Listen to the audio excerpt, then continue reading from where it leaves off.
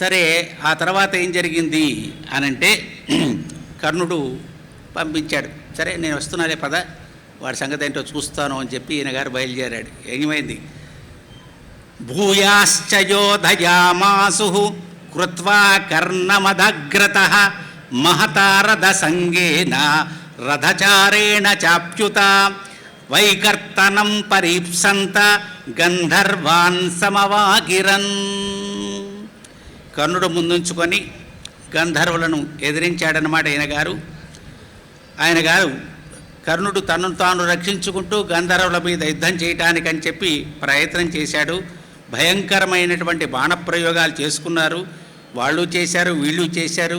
వాళ్ళలో కొంతమందిని ఈయనగారు హతమార్చాడు, వీళ్లలో చాలామందిని ఈయనగారిని హతమార్చాడు.